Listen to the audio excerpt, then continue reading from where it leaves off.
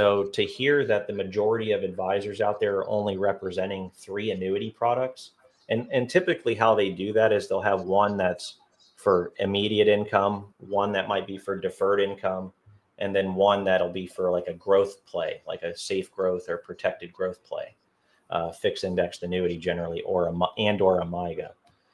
So to hear that, you definitely have to make sure that you're asking the right questions.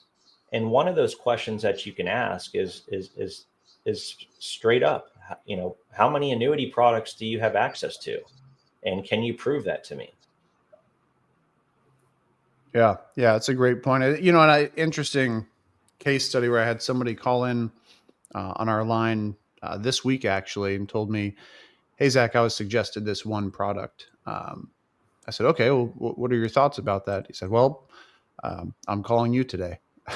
I said, "Okay, so what does that mean for you?" And he said, "Well, I've got some reservation." He said, "I didn't fully understand why I would be suggested only one product. And after seeing some of Jeremiah's videos, lent some understanding that there's a lot more out there than what I was shown." So this isn't an uncommon situation. We run into it quite frequently, and we see it day in and day out. Yeah, it's funny you say that because I just got a call yesterday. Actually, I was on the line with you when this call came and beeped in, and I clicked over, and it was a gentleman. Um, and his question was all around, what do I think about the Midland National um, annuity? And I said, well, I don't know. What is your objective, and what do you have in terms of the purpose for the money? What are your goals? And he said, well, what I'm trying to do is, they're looking for guaranteed income. And he said he got positioned this annuity from Midland National, which is an A+ rated company. And he said, it sounds really good. And, the advisor told me that this is the best one and that I should move all of my money into this product because, I don't want to be in the markets anymore. And I said, well, hold on a minute. I said, did he, give you a few different annuities to compare and evaluate side by side and prove that that one is the best one for your circumstance? And he said, no, that's the only one he showed me. And then I said, okay, all right. And then you mentioned also that he said that you should consider moving all of your money into this annuity. And he said, yes. And I said, well, I've already heard 2 red flags here. And he said, well, what do you mean? I said, well, first off, if he's only showing you one annuity and not giving you the ability to compare and contrast, then there's some sort of bias here. Like he is not doing the right thing and allowing you to evaluate all of the options. And second is nobody should ever consider putting all of their money into an annuity. I don't care what the situation is. That's Hmm. not prudent. That's not sound. A good retirement plan has to address liquidity for emergencies and unexpected spending shocks. And annuity companies won't even allow somebody to put all of their money into an annuity, even if you wanted to.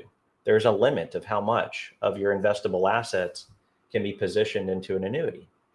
And so I told him, that's something that you don't want to do.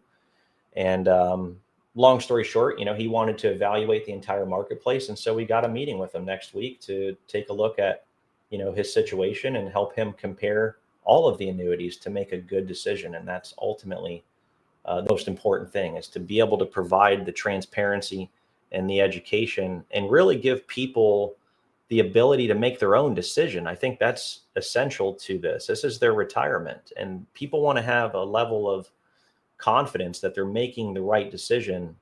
Because, like I said before, there's no do-overs here. These type of products, they have surrender penalties. If you did make a mistake and you want to cash out and move your money, there's penalties involved with that type of thing. So we want to make sure that we do the right thing and make the right choice.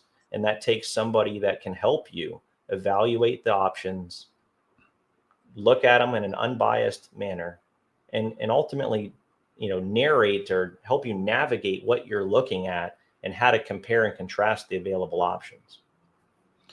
Yeah, yeah, it's a great point. And I think, from our end of it, one of the things that we provide a lot of value in that I've had the comment before about It feels like working with folks who position annuities, they're keeping it close to the chest, and they're not showing us everything. Well, Yeah. here's the opportunity. We're being straightforward with you. We've shared our screen more than once on these podcasts, and we do them in our meetings every day to show what we have to offer.